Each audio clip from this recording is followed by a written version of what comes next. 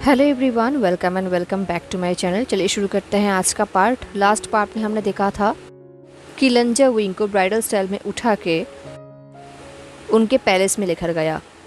Underground में palace wing पहली बार देख रहा था। सिर्फ पैलेस ही नहीं, वहाँ पर एक सिटी था जहाँ पर शॉप थे, सिविलियंस के घर थे, बट वो सब एम्प्टी था। शायद वो लोग अभी तक जगे नहीं थे। पैलेस में बहुत सारे लोग थे, बहुत सारे सर्वेंट्स थे, गार्ड्स थे। तभी लान जिंगी ने लंजे के लिए एंड विंग के लिए सेपरेट रूम प्रिपेयर किया एंड उसने ये कहा कि अभी वो दोनों मैरिड नहीं हैं तो रूम शेयर करना ठीक नहीं होगा। एंड थैंकफुली ये आइडिया विंग को बहुत अच्छा लगा। उसने भी इस चीज़ को सपोर्ट किया तो लंजा को लास्ट में मानना ही पड़ा। जब लंजा अपने बड़े भाई से मिलने के लिए चला गया तब उस रूम में विंग एंड जिंगी अकेले थे। जैसे ही वो दोनों अकेले हुए, विंग ने जिंगी की तरफ देखा और कहा, क्या एम्पायर को पता है कि तुम उनसे नाराज़ हो? जिंगी ने अभी तक दरवाजे से विंग की तरफ टर्न नहीं किया था, तो विंग उसके फेस को देख नहीं पा रहा था, उसके एक्सप्रेशन को देख नहीं पा रहा था। बट जिंगी कुछ टाइम के लिए पॉज्ड हो गया था। देन फाइनली स्लोली उसने विंग की तरफ टर्न किया एंड एक आर्टिफिशियल स्माइल किया। उसने कहा, योर रॉयल हाइनेस, मुझे समझ नहीं आ रहा आप क्या बोल रहे हैं। विंग सोच रहा था कि जिंगी सच में एक्सेप्शनली बहुत ही वेल बिहेव्ड है। आई मीन उसके अंदर इतना फ्रस्ट्रेशन है, बट स्टिल वो विंग को अपने ट्रबल्स के साथ बर्डन नहीं करना चाहता। वो सब कुछ अपने में ही रख रहा है, बट विंग को भी तो कुछ करना चाहिए। तो विंग ने इंटरोगेट करना शुरू किया। उसने कहा, तुमने क्लियरली मैजेस्टी के ऑर्डर के भी डिफरेंट जाकर काम किया है। तुमने मेरे कंफर्ट के लिए एक्स्ट्रा इंतज़ाम किया है जिसके लिए एम्पायर ने तुम्हें ऑर्डर नहीं दिया था। ये सुन के जिंगी ने स्माइल करते हुए कहा, वो एम्पायर हो सकते हैं बट आप मेरे कंसर्ट हैं।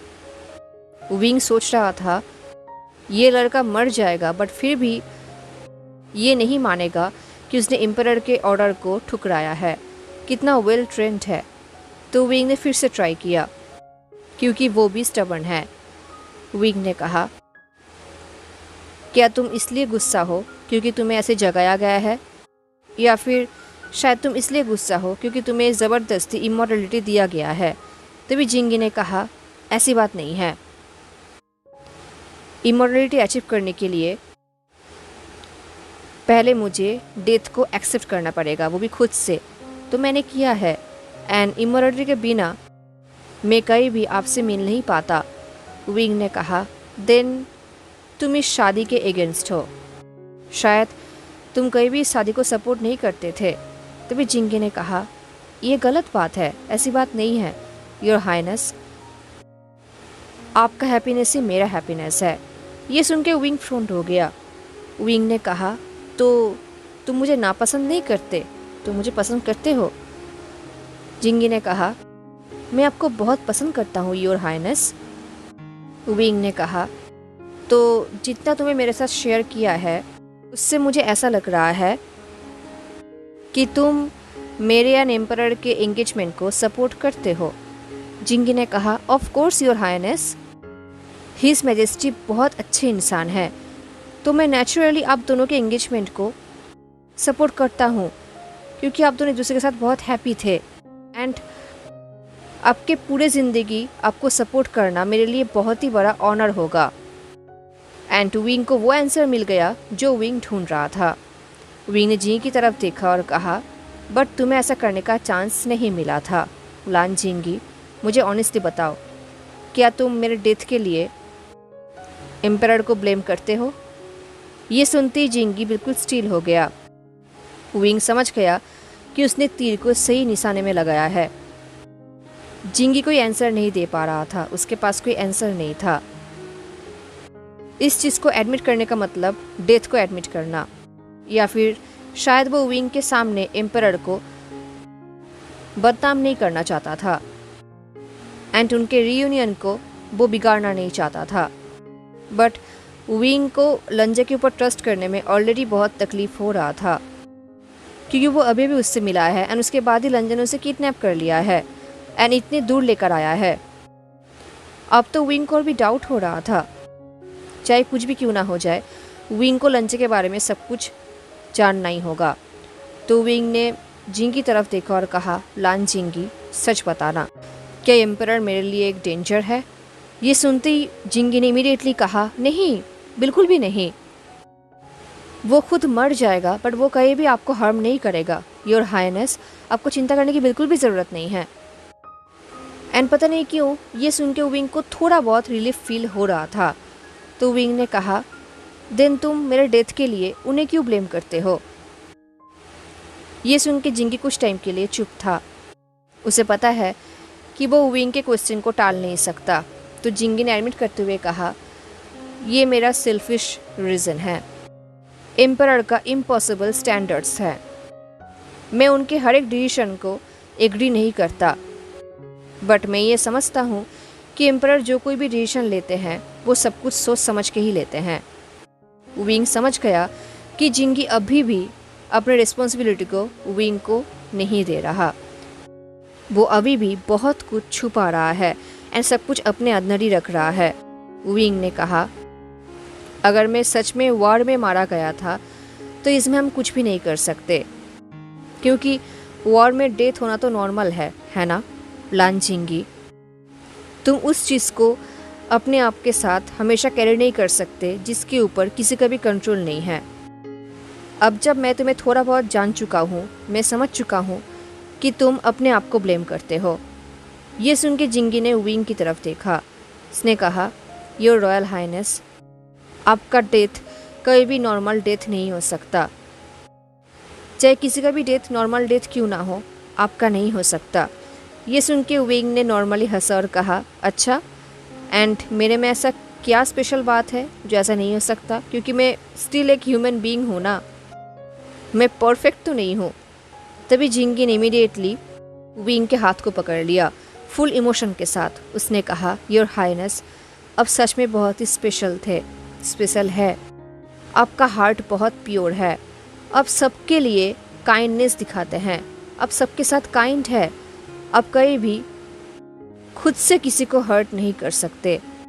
विंग को नहीं पता कि उसने अपने पास्ट लाइफ में ऐसा क्या किया था जो उसे इतना अच्छा लॉयल्टी मिल रहा है, वो डिज़र्व कर रहा है। बट सच में विंग को लगता है कि ये लड़का पुराने विंग के स्पेल के अंडर है। अगर ऐसे ही चलता रहा तो जिंगी विंग के लिए कुछ भी करेगा। तो विंग ने कहा, मुझे ये बताओ, अगर मैं यहाँ से भागना चाहूँ तो तुम मुझे भागने में हेल्प करोगे, है ना? ये सुन के पहले जिंगी सरप्राइज्ड हो गया। देन उसने कहा, अगर योर हाइनेस यही चाहते हैं तो मैं पूरी कोशिश करूँगा ताकि मैं आपको हेल्प कर सकूँ। विंग ने पूछा, एंड अगर इसके लिए तुम्हें एम्परर के ऑर्डर को डिनाई करना पड़े तब भी? जिंगी ने कहा, मेरा लॉयल्टी फर्स्ट मेरे कंसर्ट के लिए है एंड देन एम्परर के लिए। ये सुन के विंग सोच रहा था कितना अच्छा लड़का है। एंड सच में विंग को थोड़ा बहुत कंफर्ट फील हो रहा था। आई मीन वो एक अनफेमिलियर वर्ल्ड में था जहाँ पर वो ज़बरदस्ती बंद था। अगर यहाँ पर कुछ भी गलत हो जाए, एटलीस्ट यहाँ पर लान जिंगी उसके साथ है। वो यहाँ पर कम्प्लीटली अकेला नहीं है, उसके साथ कोई और है। बट विंग ने जिंगी को बहुत टिस कर लिया। तो विंग ने जेंटली स्माइल किया और कहा, इट्स ऑल राइट। हाँ, मैं ये सब देख के थोड़ा बहुत तो नर्वस हूँ, बट मैं क्यूरियस भी हूँ, तो मैं अभी भागने की कोशिश नहीं करूँगा। क्या पता मुझे फिर से ये ऐसा मौका कब मिलेगा। एंड अगर मैं ऐसे छोटे मोटे चैलेंज से भाग गया तो मैं अपने आप को आर्कियोलॉजिस्ट नहीं कह सकता। एंड वैसे भी मुझे जियांग चेंग के सामने पूरा स्टोरी बताना जो है। ये सुनते ही जिंगी चौंक गया। उसने कहा, जियांग चेंग? विंग ने स्माइल करते हुए कहा, हाँ राइट, वो मेरा भाई है। एंड मिडनाइट को उसे बिना बताए मैं निकल आया हूँ। हालांकि उसे इसका आदत है एंड शायद वो आई मुझे ढूंढने की कोशिश भी नहीं करेगा, बट तब तक जब तक उसे फ्रिज में खाने के लिए कोई खाना नहीं मिलेगा, क्योंकि यूजुअली फ्रिज में रिस्टोर मैं ही करता हूँ। ये बोल के विंग हंसने लगा। इस तरफ जिंगी जो केयरफुली अपनी इमोशंस को छुपा रहा था, उसने नॉर्मल टोन में कहा, अच्छा ये बात है, ये जान के अच्छा लगा कि आपके पास फैमिली है जो आपके लिए केयर करता है। एनीवेज, क्या आपको लगता है कि आपका भाई आपको ढूंढते हुए यहाँ पर आ जाएगा? ये सुन के विंग ने कहा, मैं बस ये सारी चीज़ें धीरे धीरे मानना चाहता हूँ। आई मीन मेरे लिए सब कुछ बहुत ही ओवरवेलमिंग है, तो अभी मैं कुछ भी सोचना नहीं चाहता। जिंगी ने नोट किया। उसने कहा, मैं समझ सकता हूँ, मैं इमेजिन कर सकता हूँ कि आपके लिए ये सब कितना ओवरवेलमिंग है। विंग ने कहा, वेल मैं शुरू में तो बहुत डर गया था, बट देन मैंने सोचा कि मैंने इससे भी और भी वर्स्ट सिचुएशन हैंडल किया है, एंड अभी तो मैं एक्साइटेड हूँ इस प्लेस को एक्सप्लोर करने के लिए। एंड ये और भी इजी है अब, क्योंकि अभी एम्परर यहाँ पर मेरे आसपास नहीं है, और ना ही उनकी गोल्डन आइज मेरे सोल को लगभग डरा रहा है। तो अभी मैं थोड़ा बहुत फ्री हूँ। ये सुन के जिंगी ने स्माइल किया। जिंगी ने कहा, हाँ मैं मानता हूँ कि एम्परर का प्यार थोड़ा बहुत टफ है। विंग ने हंसते हुए कहा, एनीवेज क्यों ना तुम मुझे यहाँ के आसपास दिखाओ। ये सुन के जिंगी ने कहा, योर रॉयल हाइनेस, आप कहाँ से शुरू करना चाहते हैं? देन जिंगी एंड विंग उनके चेम्बर से निकल गए। विंग का जो चेम्बर था वो बहुत ही ब्यूटीफुल था। लगभग हर एक कॉर्नर गोल्ड से बना हुआ था, बहुत ही लग्जरियस था। बट विंग बहुत जल्दी बोर भी हो गया, क्योंकि ये सब वेल्थ वगैरह विंग को इम्प्रेस नहीं करता। विंग की उनकी ज़रूरत नहीं है। तो लान जिंगी विंग को पैलेस के ग्राउंड्स को टूर करा रहा था। देखते देखते वो लोग एम्परर के गार्डन में पहुंच गए। जैसे ही विंग ने गार्डन के लेक में लोटस पॉन्ड्स देखा, उसे बहुत अच्छा लगा। आई मीन वो लोग सच में बहुत ही प्रिजर्व करके रखे थे इन चीज़ों को, क्योंकि वो लोटस बहुत ही ताज़ा दिख रहे थे।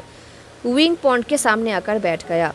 पॉन्ड में बहुत सारे फिशेस थे जो स्विमिंग कर रहे थे। एंड थैंकफुली गार्डन में आने से पहले जिंगी ने विंग के ऊपर से वो कोट उतार दिया था, तो फाइनली विंग को थोड़ा हल्का फील हो रहा था। विंग पॉन्ड में उसके पानी में अपना रिफ्लेक्शन देख रहा था। उसने देखा कि उसके मुंह में लगभग बहुत सारी मिट्टी लग चुका है, उसके साथ साथ उसका ड्राइड ब्लड भी है। उसका हेयर कितना मेसी हो गया है, वो कितना अजीब दिख रहा है। बट एनीवेज इसके लिए विंग अपने आप को ब्लेम नहीं कर सकता, क्योंकि वो अब तक सरवाइव कर चुका है, वो अभी भी सरवाइव कर रहा है, तो इसके लिए विंग अपने आप को ब्लेम नहीं कर सकता। बट विंग को एक क्वेश्चन सता रहा था। आई मीन वो अभी ऐसा दिख रहा है एंड स्टिल एम्परर उसे पसंद कर रहे हैं। आई मीन लंजन ने उसमें ऐसा क्या देखा जो वो उसे ऐसा पसंद कर रहे हैं? अगर लंजे की जगह विंग होता एंड वो अपने आप को ऐसा देखता, तो वो कुछ कहता ही नहीं, बल्कि वो अपने कॉफिन में फिर से जाकर सो जाता without any second thought. But anyways उसे अपने फेस को साफ करने का मन कर रहा था, तो उसने पानी में अपना हाथ डाला एंड उस पानी को अपने फेस में स्प्लैश किया। जब वो ऐसा कर रहा था, जिंगी ने उसे रोकने की कोशिश की। उसने कहा, वेट योर हाइनेस, बट तब तक बहुत देर हो चुका था। विंग ने ऑलरेडी अपने फेस के ऊपर पानी को स्प्लैश कर चुका था। बट जैसे उसने पानी को स्प्लैश किया, उसे फील हुआ कि जिंगी के वॉइस फेड हो रहा है। तो विंग ने इमीडिएटली अपने आंखें ओपन किया। उसने फिर से अपने फेस को पानी में देखा एंड वो चौंक गया। आई मीन वो चेंज हो गया था। उसका हेयर अभी शॉर्ट नहीं था, बल्कि लॉन्ग हो गया था। उसे अपने आप को देखकर बिलीव नहीं हो रहा था। वो कुछ टाइम के लिए अपने आप को ही देख रहा था। आई मीन ये वही है। उसका फेस बिल्कुल सेम है, बट स्टिल चेंज हो गया है। वो दिखने में तो सेम ही लग रहा था, पर स्टिल डिफरेंट लग रहा था। उसका आइज बिल्कुल सिल्वर की तरह ग्लो कर रहा था। उसका चीक जो नेचुरली ब्लश कर रहा था, उसका लिप जो बिल्कुल चेरी रेड की तरह था, एंड वो बहुत ब्यूटीफुल दिख रहा था। वो नेचुरल ऐसा नहीं दिखता। एंड उसका हेयर जो बहुत ही स्टाइल्ड होकर टाइट था, हाई पोनीटेल था, एंड उसका हेयर एक्सट्रीमली लॉन्ग था।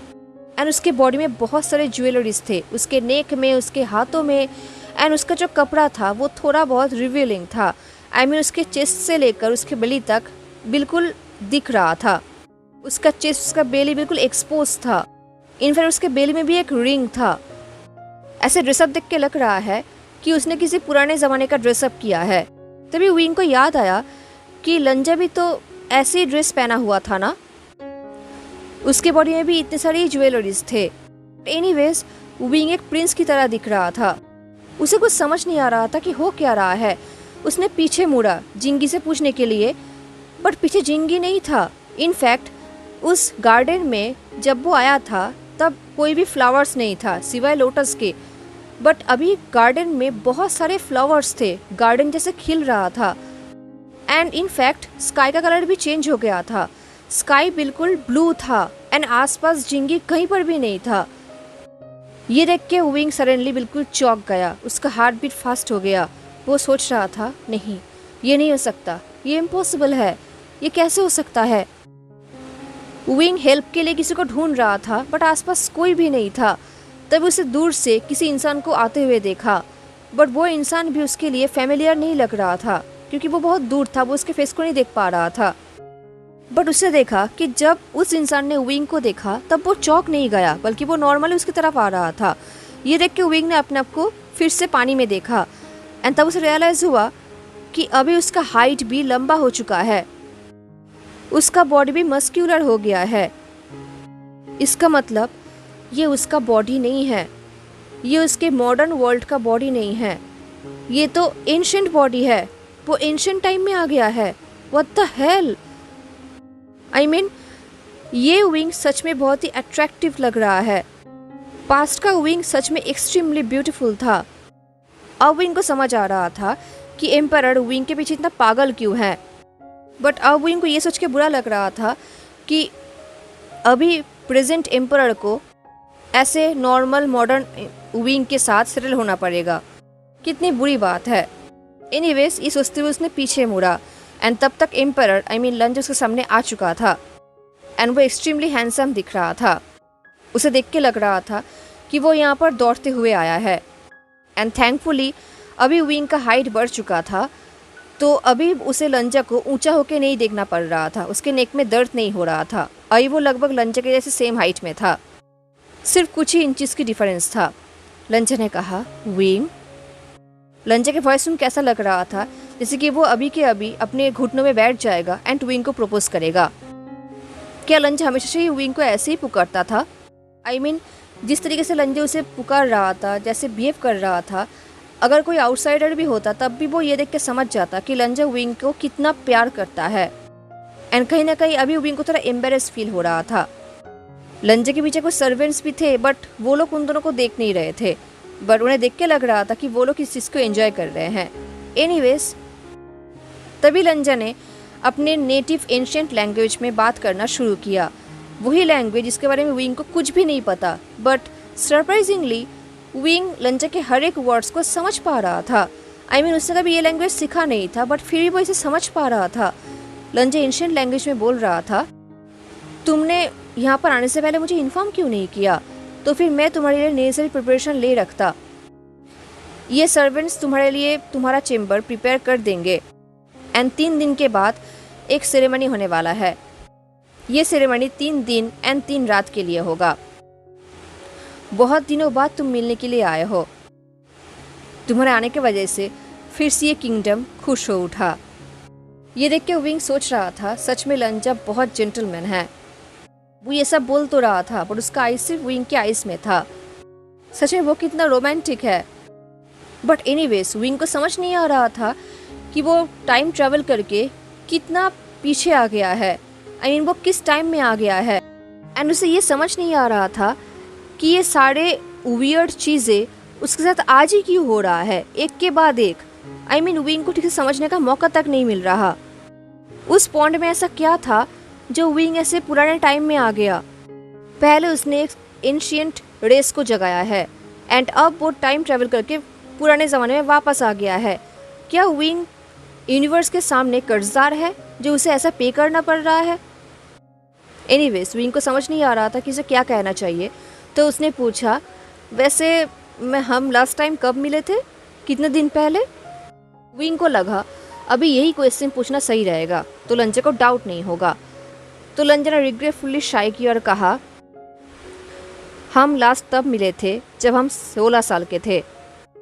7 साल हो गया है। तुम कुछ सालों के लिए डिसअपीयर हो गए थे, तुम्हारा कोई खबर नहीं था एंड मैं बहुत वॉरिड हो गया था। एंड देन हमें पता चला कि तुमने वेन किंगडम को टेकअप कर लिया है। ये सुन के विंग ने नोट किया। उसने कहा, ओह हाँ, कितनी जल्दी टाइम बीत जाता है ना? हम तब बच्चे थे। तभी लंजा ने कहा, हाँ तब बच्चे थे। बट ये बोलते हुए लंजा शाय फील कर रहा था। उसने कहा, उन सालों में हम दोनों ने जो टाइम स्पेंड किया था वो मेरे लिए बहुत ही कीमती है। लंजा को शाय देखकर विंग कंफ्यूज्ड हो गया था। लंजा शाय क्यों है? और उसके हर एक बातों में, हर एक आई कांटेक्ट में एक अफेक्शन था, एक इंटेंसनेस था। अभी लंजा ऐसा बिहेव कर रहा है वो देख के विंग सोच रहा है, क्या लंजा ने अभी तक पुराने विंग को प्रपोज किया भी है या नहीं? क्या उन दोनों ने अभी तक अपना फीलिंग शेयर किया भी है, या फिर वो दोनों अभी भी दोस्त ही हैं? विंग को समझ नहीं आ रहा। बट विंग को एक स्ट्रेंज फीलिंग हो रहा था। विंग का हार्ट बीट फास्ट नहीं हो रहा था, उसका हार्ट बीट नॉर्मल था, काम था, इनफैक्ट हद से भी ज्यादा काम था। एंड सडनली विंग के दिमाग में जो थॉट आया वो सोचते ही विंग चौंक गया। उसे और भी अजीब फील हो रहा था। क्या पुराना विंग लंजा से प्यार नहीं करता था? ये सोचते हुए विंग के बॉडी में गुज़ाम्स आ गए। बट लंजा को लगा कि विंग को ठंड लग रहा है, तो लंजा ने अपने कोट को विंग को पहना दिया और कहा, विंग मेरे साथ पैलेस के अंदर चलो। तो विंग ने सिर्फ नोट किया एंड वो लंजा के साथ पैलेस के अंदर चला गया। विंग को समझ नहीं आ रहा था कि वो क्या कहेगा लंजा को, तो वो बस फ्लो के साथ ही चल रहा था। पैलेस के सर्वेंट्स ने उन लोगों के लिए एक टी रूम प्रिपेयर कर दिया है। ये एक ऐसा स्पेस है जो इम्पोर्टेंट लोगों के लिए रिजर्व्ड है। एंड वैसे भी विंग कोई ऐसा वैसा गेस्ट तो है नहीं, वो लंजा का फ्यूचर कंसर्ट है। बट शायद अभी तक इस ओल्ड विंग को ये बात पता नहीं था, एंड विंग को नहीं पता कि इस ओल्ड लंजा को भी ये बात पता है या नहीं। एनीवेज वो लोग अपने अपने सीट पे जाकर बैठ गए। अभी जिस तरीके से लंजा शाय बिहेव कर रहा है, विंग को नहीं लगता कि ये लंजा अभी बोल्ड तरीके से विंग को प्रपोज कर पाएगा, क्योंकि ये लंजा एक्सट्रीमली शाय है जो विंग देख पा रहा है। ये बिल्कुल ही फ्यूचर लंजा की तरह नहीं है। फ्यूचर लंजा जो अभी अभी नींद से उठा है, उसने लिटरली विंग को किडनैप कर लिया है एंड अपने इंटेंशन को विंग को साफ साफ बता भी दिया है। बट ये लंजा अभी डिफरेंट है। एनीवेज वो दोनों एक साथ बैठकर चाय पी रहे थे। विंग देख रहा था कि लंजा थोड़ा बहुत नर्वस एंड रिस्ट्रेंट दिख रहा था, एंड पता नहीं क्यों ये लंजा विंग को और भी 10 टाइम्स अट्रैक्टिव लग रहा था। अभी विंग को समझ नहीं आ रहा था कि वो क्या बोल के बात को शुरू करे। थैंकफुली उसे कुछ करना नहीं पड़ा, क्योंकि लंजा ने ही बात करना शुरू किया। लंजा ने कहा, शायद विंग अभी भी मुझे उतना करीबी दोस्त नहीं समझता इतने सालों के बाद भी, बट मैं ऑलवेज। ये बोलते हुए लंजा रुक गया, क्योंकि विंग ने हेजली स्माइल करते हुए कहा, हाँ। एंड जैसे ही विंग ने ऐसे हेजली स्माइल किया, लंजा बिल्कुल स्ट्रक हो गया। उसका ईयर्स बिल्कुल रेड हो गए, जैसे कि उसने अपने आप को विंग के ब्यूटी में खो दिया है। एंड ये विंग का इंटेंशनल नहीं था। लंजा का एक्सप्रेशन देखकर विंग ने अपने रिफ्लेक्शन को टी कप में देखा एंड वो खुद स्ट्रक हो गया था। ये विंग स्माइल करते हुए कितना ब्यूटीफुल लग रहा था। ऑफ कोर्स ये रियल विंग नहीं है, मॉडर्न विंग, क्योंकि मॉडर्न विंग इतना ब्यूटीफुल नहीं है। विंग को लग रहा था कि वो कोई ड्रीम है। बट ऑफ कोर्स अगर लंजा एंड विंग को कंपेयर किया जाए तो लंजा 10 टाइम्स अट्रैक्टिव है। अब विंग को समझ आ रहा था कि पूरा किंगडम क्यों चाहता था कि उन दोनों का शादी हो जाए, क्योंकि वो दोनों बहुत ही वेल मैच्ड थे। एनीवेज लंजा ने कहा, जब वो जियांग्स तुम्हें हेल्प करने में नाकामयाब रहे, तब तुम मेरे पास हेल्प के लिए क्यों नहीं आए? लंजा के वॉइस में एक हर्ट था, एक पेन था, कंफ्यूजन था। लंजा ने कहा, तुम वेंस के पास क्यों गए? विंग को इसका आंसर नहीं पता, बट काश विंग को पता होता। अगर विंग को ऐसे पास्ट में लेकर आया गया है तो एटलीस्ट विंग को कुछ मेमोरी देना चाहिए था, अदरवाइज विंग अपना पार्ट कैसे प्ले करेगा? बट वेट अ मिनट, क्या विंग हेल्सुलेट कर रहा है या फिर लंजा ने सच में जियांग्स का मेंशन किया है? अब विंग को बहुत ही अजीब फील हो रहा था। अब उसे याद आ रहा था कि जैसे उसने जियांगचैंग का नाम लिया था तब जिंगी ने वैसा रिएक्ट क्यों किया था। तो क्या जियांगचैंग एंड जियान यानली वो भी ऐसे इस हिस्ट्री का पार्ट थे? बट एनीवेज अभी इसका आंसर विंग को नहीं मिलेगा। बट अभी विंग का आंसर देना है, तो विंग ने कहा, मैं तब तुम्हें परेशान नहीं करना चाहता था। ये बोल के विंग नॉर्मली चाय पीने लगा एंड वो अपनी ही लैंग्वेज में बात कर रहा था। एंड विंग के आंसर सुन के लंजा का आइज़ भी टाइट हो गया एंड उसने भी विंग के लैंग्वेज में ही बात करना शुरू किया। उसने कहा, तुम मुझे कहीं भी परेशान नहीं कर सकते। विंग ने कहा, वेल ये मेरे लिए डिफ़िकल्ट था। आई मीन मैं अपने काम की वजह से, अपने फेलियर्स की वजह से बहुत ही एम्बेरस था, तो इसलिए मैं ऐसा नहीं कर पाया। विंग को रियली नहीं पता कि एक्चुअली क्या हुआ है, बट उसे कोई ना कोई आंसर तो देना ही है, तो इसलिए उसने ऐसा किया। ये सुन के लंच ने कहा, विंग मैंने रियलाइज़ नहीं किया था कि मैंने इतना ओवर स्टेप कर लिया है कि तुम्हें अपने आप को एक्सप्लेन करना पड़ रहा है। I am sorry. ये सुन के विंग सोच रहा था, हाँ प्लीज़ रुक ही जाओ, अब मैं और आंसर नहीं दे सकता। शायद अभी लंजा एंड विंग उतना भी क्लोज नहीं है कि लंजा विंग के हाथ पकड़ पाए, बट विंग देख रहा था कि कैसे लंजा का हाथ तड़प रहा था विंग के हाथ को पकड़ने के लिए, उसे कंफर्ट करने के लिए, बट लंजा ने ऐसा नहीं किया। लंजा ने कहा, अभी से मैं यही होप कर रहा हूँ कि अगर विंग को किसी भी चीज़ की कभी भी ज़रूरत पड़े तो वो मेरे पास आएगा। एंड मैंने अभी तक तुमसे पूछा नहीं है कि तुम सडनली यहाँ पर क्यों आए, बट अगर तुम्हें कुछ चाहिए होगा तो। ये सुन के विंग सोच रहा था, उसे खुद नहीं पता वो यहाँ पर क्या कर रहा है, तो वो उसे क्या बताएगा। अब वो इनको समझ नहीं आ रहा था कि वो लंजा वो क्या कहेगा। आई मीन उसके पास कुछ भी नहीं था बोलने के लिए, उसे कुछ नहीं पता। वो लिटरली प्रेजेंट का विंग है जो पास्ट में आ गया है। विंग सोच रहा था, कम ऑन, कोई ना कोई क्लू तो ज़रूर होगा।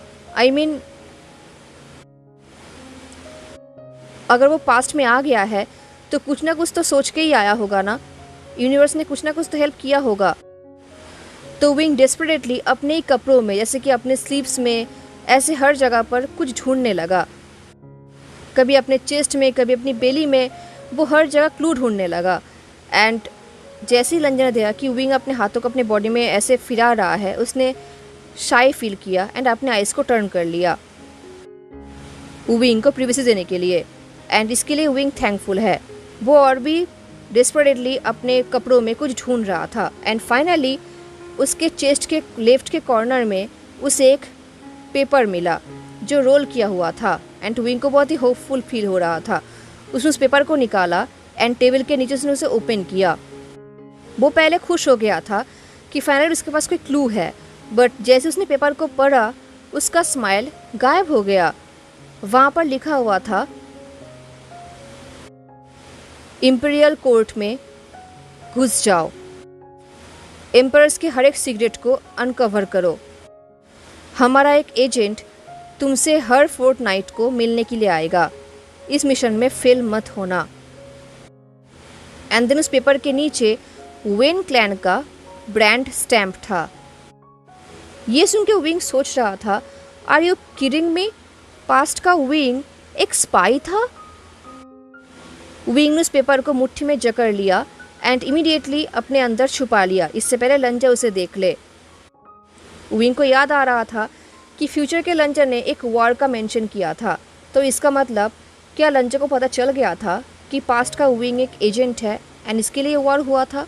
वो ये सोच ही रहा था, तभी लंजा ने कहा, विंग तुम ठीक तो हो ना। लंजा सच में बहुत ही कंसर्न दिख रहा था। तो ऑफ कोर्स विंग ठीक नहीं है, बट विंग तो ये बोल नहीं सकता, तो उसे प्रेजेंट करते हुए कहा, हाँ मैं बिल्कुल ठीक हूँ। विंग को नहीं पता कि अगर बाई एनी चांस लंजा को पता चल गया तो क्या होने वाला है। इस तरफ लंजा, जो अभी भी विंग को लेकर वॉरिड था, वो थोड़ा लीन्ड हुआ एंड उसने कहा, अगर तुम्हें कुछ चाहिए तो तुम मुझसे पूछ सकते हो, मांग सकते हो। फिर वो विंग के फेस में कुछ ढूंढने लगा, बट उसे कुछ मिला नहीं, तो उसने शाई किया। विंग ने अपने आंखें बंद कर लिया। उसे अंदर ही अंदर एक्सट्रीमली बुरा लग रहा था। उसने एक डीप ब्रेथ लिया एंड फाइनली उसने एक रिक्वेस्ट कर ही लिया। उसने कहा, हाँ योर मैजेस्टी, क्या मैं यहाँ पर रह सकता हूँ। हेलो एवरीवन, तो कैसा लगा आपको आज का पार्ट ज़रूर बताना। मिलते हैं नेक्स्ट पार्ट में, तब तक take care, stay safe, bye.